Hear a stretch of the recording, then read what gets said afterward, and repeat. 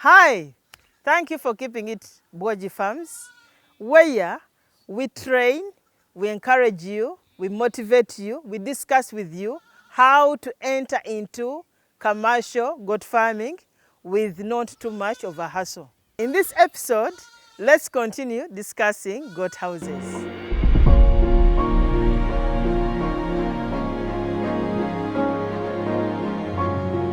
Another key factor to consider when you're constructing your pen is topography of the area. If your area, you have the land is low-lying, I wouldn't advise you to construct a ground pen because you'll face challenges of pneumonia in your goats. Go for the raised goat pen so that the water does not touch your animals, especially during the rain season.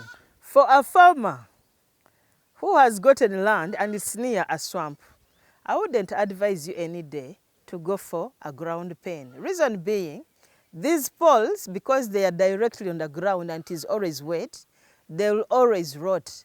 When they rot, it means you are going to continuously be replacing these poles all the time. Continuous replacement of the poles, it means you are going to continue to spend.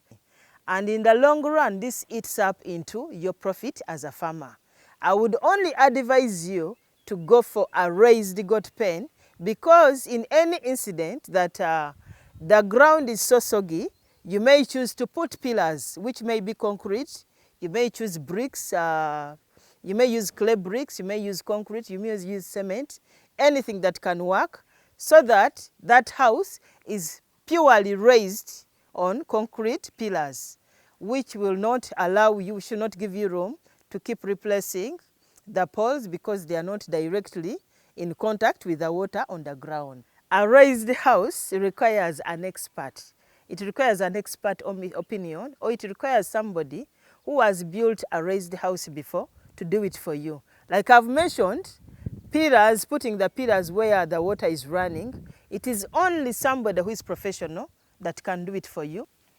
One other aspect that you should put into much consideration when you are constructing a raised goat house is the floor should be made of hardwood.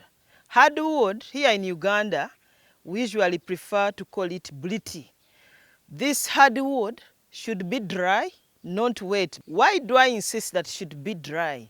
Usually, when you use that hardwood when it's still wet, after some time, and it has started drying, it shrinks.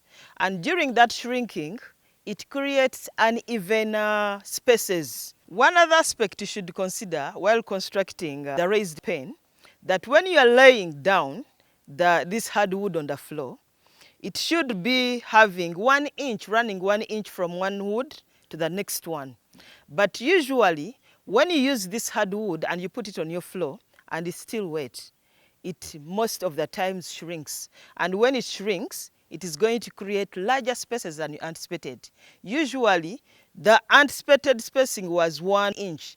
After it has shrunk, you may end up with 2 inches and a half, which may not support you as a farmer because this is definitely going to lead to goat injuries. The goats are going to injure their legs, their hooves, and you are going to find a lot of limping on your farm. I don't think there is any farmer who wants a limping goat on the farm because every time a goat is limping, that means you are going to spend money and money in treatment. Still, on using the wet wood, that hardwood on your floor, because it is wet, it's going to be so heavy. The floor is going to be heavy. And usually when it is so heavy, most times it usually gives way and it may collapse. Just imagine you are going to keep around 400 goats in that goat house, and averagely each goat is weighing 30 kilos. How much kilos do you think that floor that you have constructed can carry? Just imagine you have 400 goats, and this floor has collapsed with all your 400 goats in it. Do you know how many injuries you're going to incur and how many goats may die? We wouldn't want you to have that kind of risks on your farm. So think about that before you use wet wood during the construction of the floor. The foundation must be stronger, But you can only achieve this during the construction of this goat pen, the raised goat pen, only and only when you use an expert or somebody who has constructed this goat pen before. The good side of a raised goat pen is that hygiene is observed, because usually when we construct the platform of this house, it is around 4 feet to 5 feet from the ground. Usually the platform, we always leave spaces on the floor where the goat droppings and the urine usually drop down. And because of the 4 feet and 5 feet from the ground to the floor, the stench that would have come from the ground to your goats inside the house is not there, because there is enough space, there is enough aeration going on, and it cannot reach the goats at the same time. Still, when you have a raised goat pen, your goats are very clean animals. They don't have any dirt on them. How many of you would want to see clean animals? I, for one, I love clean animals. I would go for a raised goat pen, especially if I'm to go exotic goats like the Boa, Savannah, and Kalahari. Remember, when you go for a raised goat pen, remember it is high in the airs. Please ensure you have windbreakers around the goat house. Why? Imagine constructing your goat pen for around 17.5 million, and in a blink of an eye, it breaks down because of too much wind. So ensure you plant some windbreakers around to avert the houses from falling down with your goats in there. And also for some fresh air at the farm. We always need fresh air anytime. The goats need that shelter. They also need the leaves to feed on in case of scarcity of feeds. Besides a raised pen being quite expensive because it takes on a number of poles, it takes a number of materials to construct one. But also remember, when it is poorly done, all done by somebody who is not qualified to do it, it may lead to injuries to your goats. So would you want this for your goats? Always consider a professional or somebody with proof who has constructed that same house somewhere on another farm to come and replicate it for you on your farm. The other issue you need to consider when you are constructing which type of housing you are going to construct. Security is paramount. For example, if your farm is near an area where there are lots and lots of goat thefts, I wouldn't advise you to go for a ground pen. It is not secure enough to keep your goats till the following day.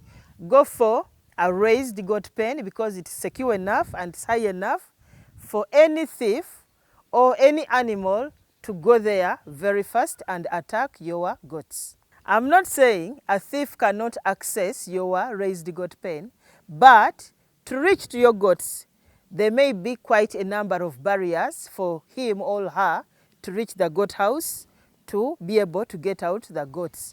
Unlike with a ground pen, most of the ground pens I've seen in our country, especially Uganda, inclusive of mine, the ground pen, they don't have doors, and it's just a few timbers patched together. So just pulling out just one timber, a thief can easily get your goats out. At the end of the day, make your choice what works for you and what does not work for you. So in case at any one time you decided not to take your goats to graze, it is so easy for you, if you have a raised pen, to leave your goats inside the raised goat pen and you let them feed from there. Unlike with a ground pen, it will be not so easy. The other determinant for what goat structure you want to construct is the materials readily available. For example, when I was starting my farm, and the readily available materials by that time, I had a number of eucalyptus trees. There was lots and lots of grass. There was mud. So all these helped me to construct some of these structures at the farm. So which materials do you have readily available? Do you want to construct bricks for your goat house? Do you want to use timber? So all these determine, and how much timber are you getting, and how much are you buying the timber in your area.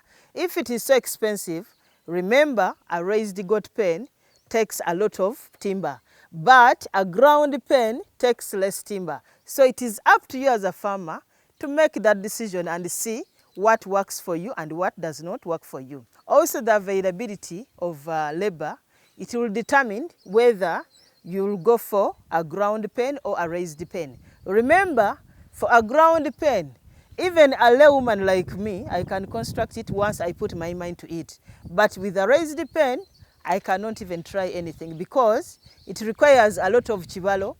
It requires a lot of expertise to put it up. And every time you mess it up, it is going to be dangerous to your goats in one way or the other. Grace Boji once again from Boji Farms. Not forget to subscribe to our channel, and do not forget to click the bell, and also do not forget to share there. Thank you so much. Bye-bye.